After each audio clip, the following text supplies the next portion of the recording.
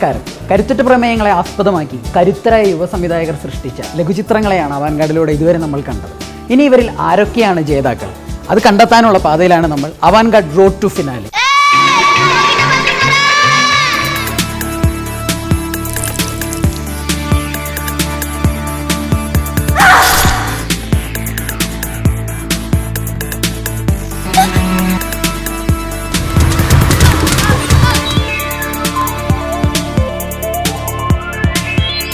നമസ്കാരം സാർ, അവാൻഗാർഡിൻ്റെ എപ്പിസോഡിലേക്ക് സ്വാഗതം. നമ്മൾ മത്സരിക്കാനെത്തിയ 63 ചിത്രങ്ങളിൽ നിന്നും 22 ഷോർട്ട് ലിസ്റ്റ് ചെയ്തു. അതിൽ നിന്നുമുള്ള ഫർദർ സെലക്ഷൻ പ്രോസസ്സാണ് റോഡ് ടു ഫിനാലയിൽ നടന്നുകൊണ്ടിരിക്കുന്നത്. ഇന്ന് നമ്മൾ അത്തരത്തിൽ ഏതൊക്കെ ചിത്രങ്ങൾ കടന്നുകൂടുന്നു എന്ന് പരിശോധിക്കാം. ആദ്യമായി നമ്മൾ ചർച്ച ചെയ്യാൻ പോകുന്നത് അതേ കാരണത്താൽ.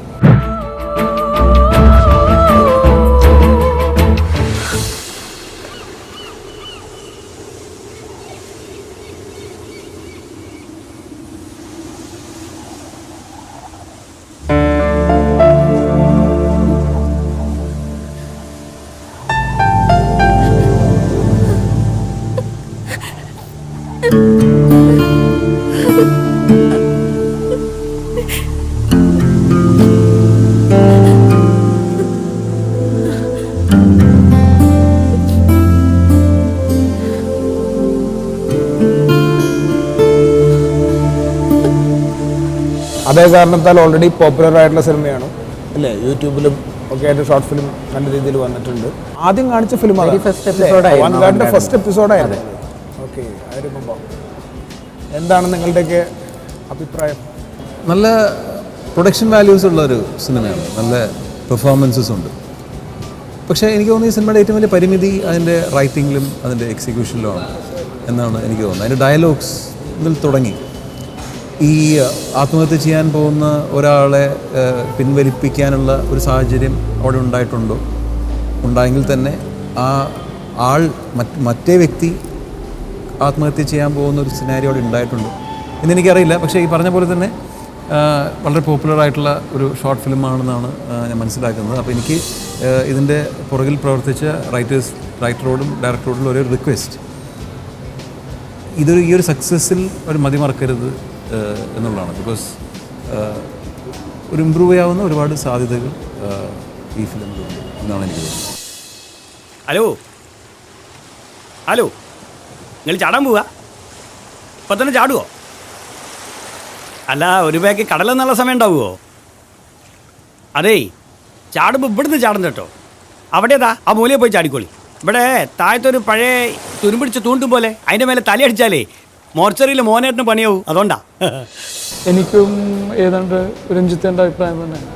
ഇത് വളരെ വളരെ ഗൗരവമേറിയ അല്ലെങ്കിൽ ഭയങ്കര ഇൻറ്റൻസ് ആയിട്ടുള്ളൊരു സബ്ജക്റ്റാണ് ഇവരെടുത്തത്.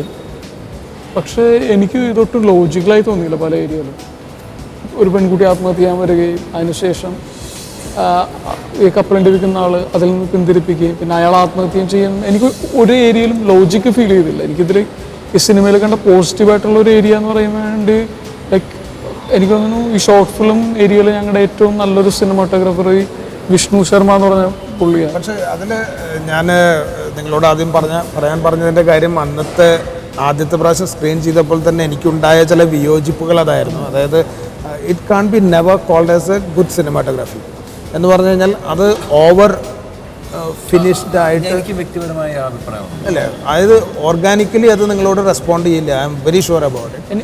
അത് ഭയങ്കരമായിട്ട് ഇംപ്രസ് ചെയ്യും നിങ്ങളെ. കാരണം ഇത് എങ്ങനെ എത്രത്തോളം ഭംഗിയാക്കി എന്നുള്ള രീതിയിൽ വ്യത്യാസമാണ്. ഞാൻ പറഞ്ഞില്ല, ഇപ്പോൾ നമ്മൾ കഴിഞ്ഞ ആ സൈലൻസ് എന്ന് പറയുന്ന സിനിമ കണ്ടു. ഞാൻ പറഞ്ഞില്ല, എനിക്ക് ആ ക്യാരക്ടർ എനിക്ക് അവിടെ പോകാൻ തോന്നി. എനിക്ക് ആ സ്ഥലത്ത് ആ ഉറുമ്പിനെ അയാൾ പോകുന്ന അതാണ് നല്ല സിനിമാറ്റോഗ്രാഫി എന്നാണ്. ഇത് മോശം എന്നുള്ള രീതിയിലല്ല. പക്ഷേ എന്നെ സംബന്ധിച്ചൊരു കാര്യം, എനിക്ക് പേഴ്സണലി ഫീൽ ചെയ്തൊരു കാര്യം, ഒരു സിനിമ നന്നാണെങ്കിൽ ഒരു ഭയങ്കര സ്ട്രോങ് ആയിട്ടുള്ളൊരു സ്ക്രിപ്റ്റ് വേണം. എനിക്ക് തോന്നുന്നു എത്ര നല്ല സിനിമാറ്റോഗ്രാഫർ ആണെങ്കിൽ കൂടി ലൈക്ക് ഇതേപോലത്തെ ഒരു സ്ക്രിപ്റ്റിൽ ആൾ ഭയങ്കര ലിമിറ്റഡാണ്. ഇതിൽ വേണമെങ്കിൽ ഫോട്ടോഗ്രാഫി എന്ന് പറയാം, അല്ലെങ്കിൽ വിഷ്വലി ഭയങ്കര അപ്പീലിംഗ് ആയിരുന്നു പടം എന്നെ സംബന്ധിച്ച്. അതുകൂടി ഇല്ലായിരുന്നെങ്കിൽ അത്രേ ഉള്ളൂ. അല്ല പിന്നെ അതും വിഷ്വൽ അപ്പീലും പിന്നെ ഡയലോഗിലുള്ള നനുത്ത രസങ്ങളുമാണ്. ഇത് മൻമോഹൻ സിംഗ് വായ തുറക്കുന്നത് വില കൂട്ടാൻ വേണ്ടിയാവുമല്ലോ എന്നൊക്കെ ഉള്ള അതൊക്കെ ആ രീതിയിൽ ഇംപ്രസീവ് ആണ്. പക്ഷെ നമുക്ക് എനിക്ക് enjoy ചെയ്യാൻ പറ്റും. ഡയലോഗ്സിൽ പോസിറ്റീവ്സും നെഗറ്റീവ്സും ഉണ്ട് കേട്ടോ. എന്നെ സംബന്ധിച്ച് എനിക്ക് 1-2 ഡയലോഗ്സ് എനിക്ക് ഭയങ്കര ടേൺ ഓഫ് ആയിരുന്നു. കാര്യം സിനിമ തുടങ്ങുമ്പോൾ ആദ്യമായിട്ട് പറയുന്ന ഡയലോഗ് ഉണ്ട്. ഇപ്പോൾ ഉസ്താദ് തൊട്ടുള്ള ഒരു കോട്ട് എടുത്തിട്ട് മുഹബത്ത് ലൈക്ക് സ്നേഹത്തോടുകൂടി മുഹബത്ത് മറ്റേ സുലൈമാന് കൊടുക്കണമെന്നല്ലേ. അപ്പോൾ അത് തന്നെ എന്നെ സംബന്ധിച്ചൊരു ചെറുക്കായിരുന്നു. പിന്നെ ചായയിൽ മറ്റേ നാരങ്ങ വേണം, പഞ്ചസാര വേണം. അതിനുശേഷം പിന്നെ മറ്റേ അമൽ നീരതിനെ സ്ലോ മോഷൻ പഠിപ്പിക്കരുതെന്നോ അങ്ങനെയൊക്കെ എനിക്ക് ഭയങ്കര ടേൺ ഓഫ് ആയിരുന്നു ഇത്തരം ഡയലോഗ്സ്. നിങ്ങളോടാരാ പറഞ്ഞേ ഞാൻ മരിക്കാൻ വന്നതാന്ന്? അമൽ നീരത് എത്ര സ്ലോ മോഷൻ കണ്ടാ മോളെ. ഈ കടൽപ്പാലത്തിന്റെ മേലെ തിരുമ്പണ കല്ലിന്റെ മേലെ തവളക്കുട്ടി വന്ന് നിൽക്കണ പോലെ നിപ്പ് കണ്ടപ്പോൾ നമുക്ക് ഡൗട്ട് അടിച്ചതാ. അല്ല, ഈ മൻമോഹൻ സിംഗ് വായുറന്നാൽ ഞമ്മക്കറിയാലോ അത് വില വിട്ടാളാന്ന് അല്ലേ. നിങ്ങൾ കമ്മ്യൂണിസ്റ്റ് അല്ലേ? അടിച്ചുടി അടിച്ചാലിത് ഓ അടിക്കൂല. കപ്പലടി കച്ചവടക്കാരൻ ഒരിക്കലും അറിയാൻ സാധ്യതയില്ലാത്ത കാര്യങ്ങളാണതല്ലോ, ചിന്തിക്കാൻ സാധ്യതയില്ല. അവിടെയാണ് ഈ ഒറിജിനൽ ഡയലോഗ്സും ഒരു ഇംപ്രസ് ചെയ്യാൻ നമ്മൾ ശ്രമിക്കുന്ന സംഭവങ്ങളുള്ള വ്യത്യാസം. റിവോൾവ് ചെയ്ത് വരുന്ന ലൈൻസ് ഉണ്ടല്ലോ ശരിക്കും. ഇത് നമ്മൾ ഒരു എഴുത്തുകാരൻ പറയാൻ ശ്രമിക്കുന്ന കാര്യങ്ങൾ ഒരു കഥാപാത്രത്തിൽ ആരോപിക്കപ്പെടുമ്പോൾ വരുന്നതാണ്. ആ ക്യാരക്ടർ സംസാരിക്കുന്നത് അത് തന്നെയാണ് എനിക്ക് തോന്നുന്നത്. ഇതിൻ്റെ അതിനെ കുറച്ച് കാണുന്നില്ല ആ ശ്രമത്തിന്. ബിക്കോസ് അവർ ഡിസ്കസ് ചെയ്ത വിഷയം വളരെ ഒറിജിനലാണ്.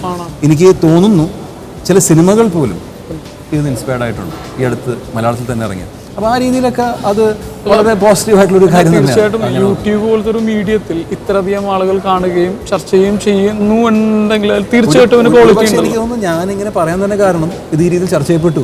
ഏതായാലും ചാവാൻ പോവല്ലേ, ഒരു ബാക്ക് കടലയച്ചോ, പൈസ ഒന്നും വേണ്ട, ഫ്രീയാ. എന്തേ കാലിന് കൊടുക്കാനാ? അല്ല, ഇയ്യത്തെ കാലിൻ്റെ അടുത്തേക്ക് വിരുന്നിന് പോവുക. ഇത് കാലിന് കൊടുക്കാനുള്ളല്ല, ഇത് അനക്ക് തിന്നാനുള്ള. വെറും വയറ്റിൽ അങ്ങോട്ട് പൊണ്ടാച്ചിട്ടാ. അതിന് ഞാൻ വെറും വയറ്റിലാ പോണേന്ന് ഇങ്ങളോടാരാ പറഞ്ഞേ?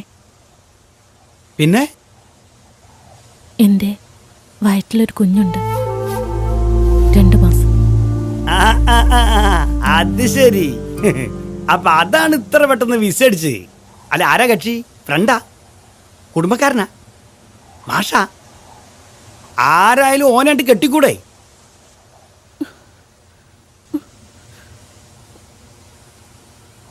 അതിന് സ്വന്തം അച്ഛനെ കെട്ടാൻ പറ്റുമോ? സ്വന്തം അച്ഛനെ കെട്ടാൻ പറ്റുമോ?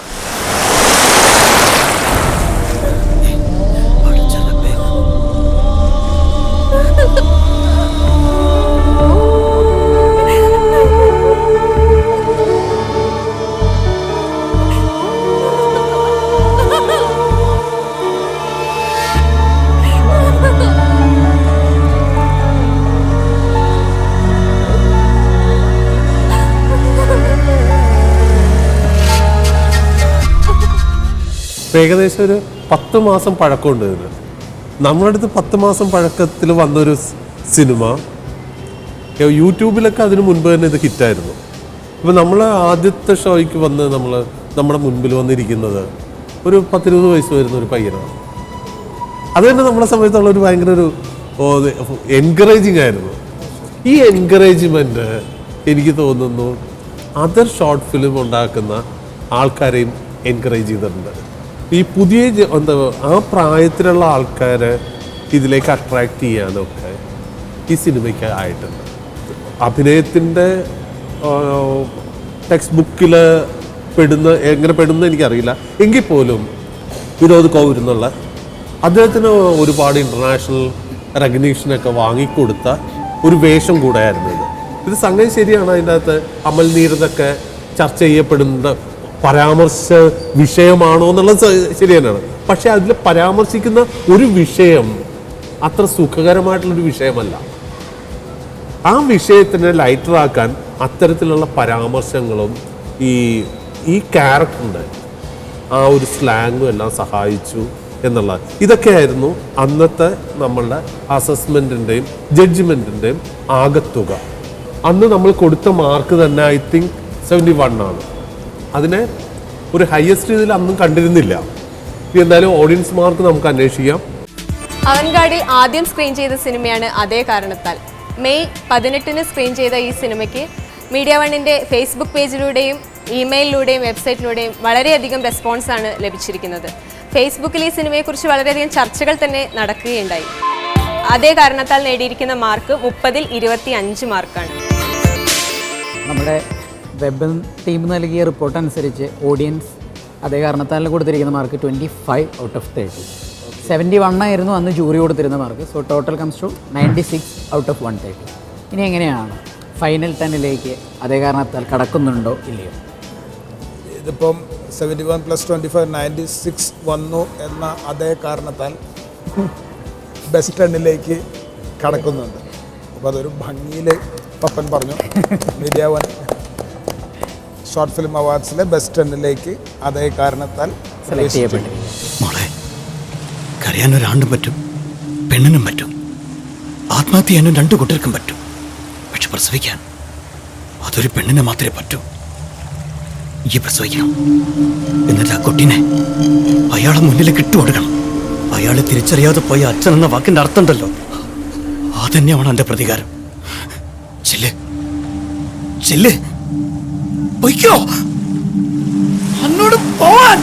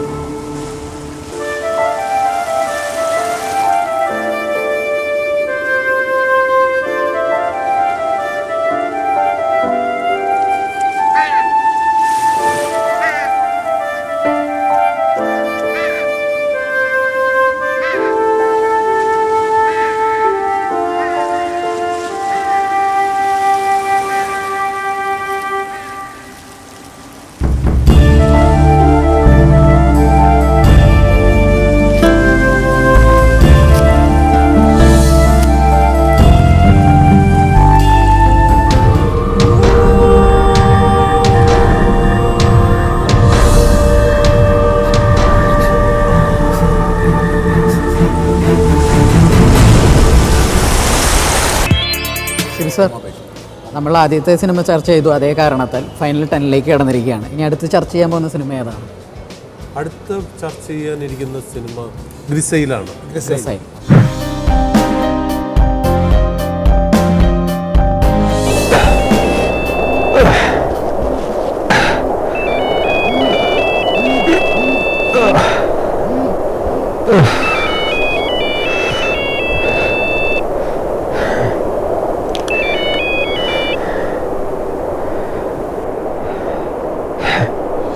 ഗ്രിസൈൽ എനിക്ക് തോന്നുന്നു അവൻഗാർഡിൻ്റെ ടോട്ടൽ ഫിലിമുകളുടെ ഒരു ഇതിൻ്റെ അകത്ത് വളരെ വ്യത്യസ്തമായിട്ടൊരു സിനിമയായിരുന്നു.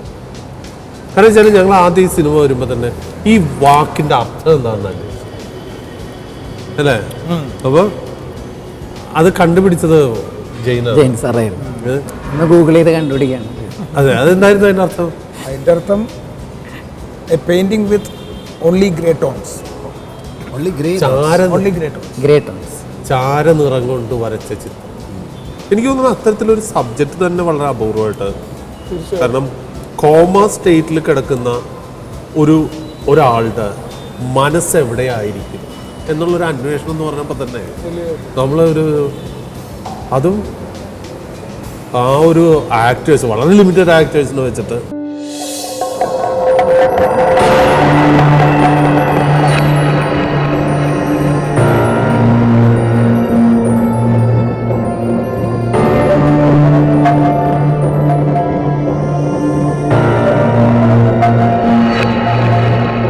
എനിക്ക് ഭയങ്കര ഇൻഫോർമേറ്റീവ് ആയിരുന്നു. കാര്യം ഇത് കണ്ടപ്പോഴേ ഞാൻ ഓർത്തേ കോമയിൽ കിടക്കുന്ന ആളുടെ ഒരു എന്തായിരിക്കും ആളെ ചിന്തിക്കുന്നത് എന്നുള്ളത്.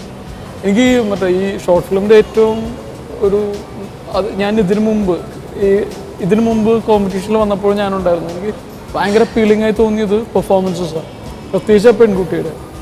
അതായത് ഞാൻ ഇതിനു മുമ്പ് പറഞ്ഞൊരു കാര്യം, അതായത് എസ്പെഷ്യലി ഇമോഷണൽ സീൻസ് ആക്ടേഴ്സിനെ ഹാൻഡിൽ ചെയ്യാന്ന് പറഞ്ഞു കഴിഞ്ഞാൽ ഭയങ്കര ബുദ്ധിമുട്ടാണ്. അത് നമ്മൾ എസ്പെഷ്യലി ഷോർട്ട് ഫിലിംസും മറ്റ് ഷോർട്ട് ഫിലിംസ് കാണുമ്പോൾ ഭയങ്കര ആർട്ടിഫിഷ്യലായിട്ട് അല്ലെങ്കിൽ ഭയങ്കര മെയ്ഡപ്പായിട്ട് ഒച്ചപ്പാടും വെള്ളം കൊടുത്ത് കരയുന്നൊരു രീതിയൊക്കെ ആയിരുന്നു പലപ്പോഴും. അപ്പോൾ എനിക്ക് ഈ ഫീമെയിൽ ക്യാരക്ടറിൻ്റെ പെയിനോട് എനിക്ക് റിലേറ്റ് ചെയ്യാൻ പറ്റുന്നുണ്ടായിരുന്നു. എനിക്ക് തോന്നുന്നു one of the best performances in Avantgarde എന്നുള്ളത്. അത് അതിനൊപ്പം തന്നെ ടൊവിനോ ടൊബി എന്ന് പറഞ്ഞാൽ ഈ രണ്ട് നല്ല ആക്ടേഴ്സിൻ്റെ ഒരു പെർഫോമൻസ് ആയിരുന്നു എന്നെ ഈ സിനിമയിലേക്ക് കുറച്ച് കൂടുതൽ അടുപ്പിച്ചത്. കാത്തിരിക്കാം ഡോക്ടർ, എത്ര നാൾ വേണേലും ഞാൻ കാത്തിരിക്കാം. പക്ഷെ അതിന്റെ പ്രസൻസ് എനിക്ക് ആ മുറിയിൽ ഫീൽ ചെയ്യുന്നില്ല. ഞാൻ പറയുന്നതോ ചെയ്യുന്നതോ ഒന്നും ആദ്യം അറിയാത്ത പോലെ. അതിപ്പോ എവിടെയായിരിക്കും ഡോക്ടർ?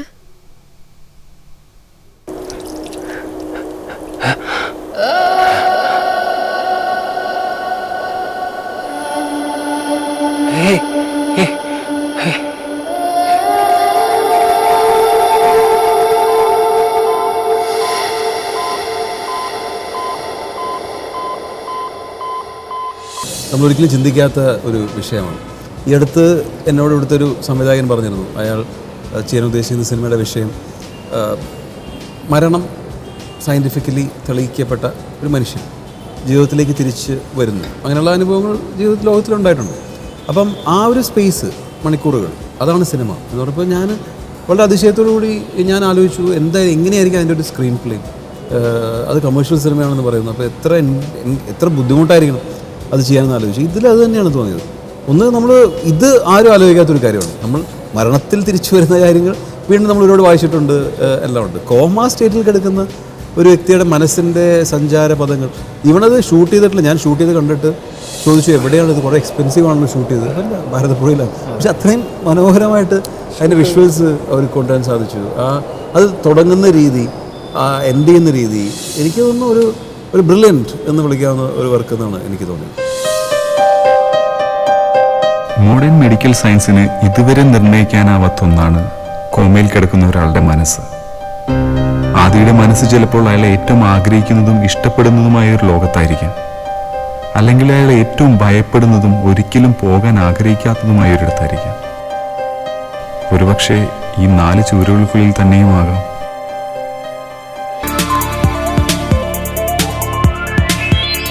എത്ര മാസം മുൻപ് കണ്ടതാണ് ആ കോറിഡോറിൽ ഇരുന്നിട്ട് ആ സ്ത്രീ കരയുന്നത്. അതെ, അത് ആ ഒരു വെരി ഫസ്റ്റ് ഷോട്ടിൽ തന്നെ നമുക്ക് ആ ഒരു ആക്ടറിന്റെ ക്വാളിറ്റി അസസ് ചെയ്യാൻ പറ്റും. നമ്മൾ ഇപ്പോഴും മനസ്സിൽ നിന്ന് മാഞ്ഞിട്ടില്ല. പിന്നെ അങ്ങേറ്റ ഇമോഷണലി അത് ഒരു സ്ത്രീയെ തകർത്ത് കളയുന്ന അത്രയും പെയിനിൽ അവരിയ്ക്കുകയാണ്. കുറേ സ്ഥലങ്ങളിൽ അവർ ലൗഡ് ആവുന്നുണ്ട്, അവിടെയൊക്കെ അവർ പിടിക്കുന്നുണ്ട്. അത് വെരി നാച്ചുറൽ ആയിട്ടുള്ള അത്ര ഇമോഷനിൽ കൂടെ കടന്നു പോകുമ്പോഴും ഒരു സ്ഥലത്ത് പോലും അവർ പാളിയിട്ടില്ല.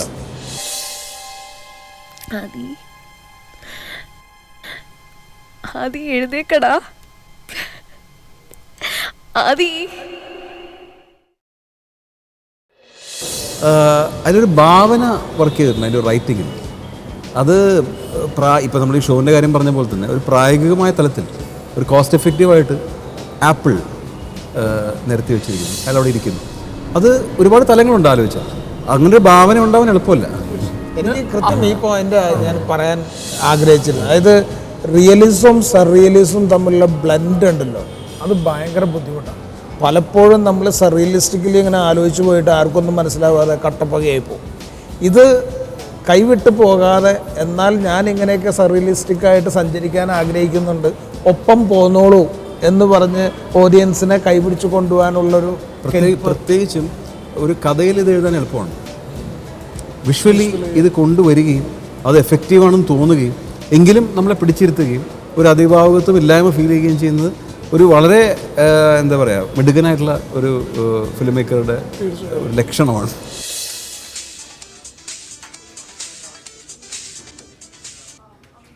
ഹലോ അമ്മ, കുഴപ്പമില്ല അമ്മ.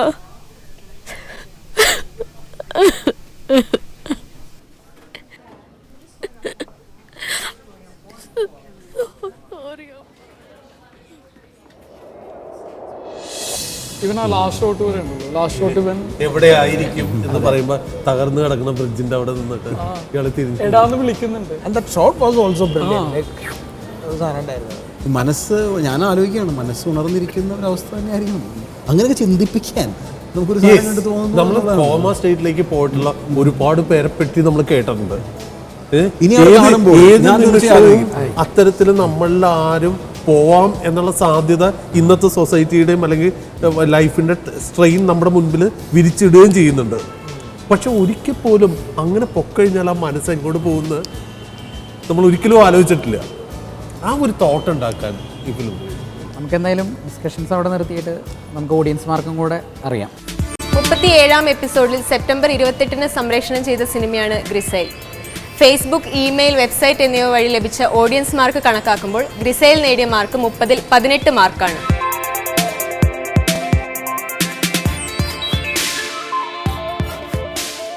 ജെയിൻ സർ, ഓഡിയൻസ് മാർക്ക് വന്നിരിക്കുകയാണ് 18 ഔട്ട് ഓഫ് 30. അന്ന് ജൂറി കൊടുത്തിരുന്ന mark 90 out of 100. So total comes to 108 out of 130. ഇനി സെലക്ഷൻ സ്റ്റാറ്റസ്. സ്റ്റാറ്റസ് നല്ല മാർക്കല്ലേ, 108 ഔട്ട് ഓഫ് 130 വളരെ ഉയർന്ന മാർക്കാണ്. പക്ഷേ ഈ ഫിലിം കോമ്പറ്റ് ചെയ്യുന്നത് അവാൻഗാർഡ് ബെസ്റ്റ് ഫിലിം കാറ്റഗറിയിലേക്കല്ല, നേരത്തെ പറഞ്ഞ അവാൻഗാർഡ് എക്സ്പ്ലോർ എന്ന് പറയുന്ന കാറ്റഗറിയിലേക്കാണ്. ആ കാറ്റഗറിയിലേക്ക് ഫൈനൽ റൗണ്ടിലേക്ക് ഗ്രിസൈൽ സെലക്ട് ചെയ്യുന്നത്.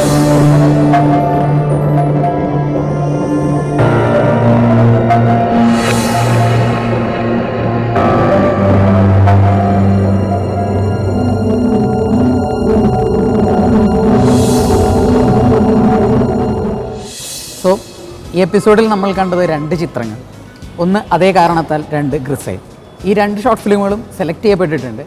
അതേ കാരണത്താൽ സെലക്ട് ചെയ്തിരിക്കുന്നത് മീഡിയ വൺ ഷോർട്ട് ഫിലിം അവാർഡിലേക്കാണ്. സെക്കൻഡ് നമ്മൾ കണ്ടത് ഗ്രിസൈലായിരുന്നു. ഗ്രിസൈൽ സെലക്ട് ചെയ്തിരിക്കുന്നത് അവാൻഗാർഡ് എക്സ്പ്ലോർ അവാർഡിലേക്ക്. അടുത്ത എപ്പിസോഡിൽ മറ്റ് 2 ഷോർട്ട് ഫിലിമുകളുടെ വിശദമായ റിവ്യൂമായിട്ട് തിരിച്ചെത്താം. ബൈ, ടാറ്റ.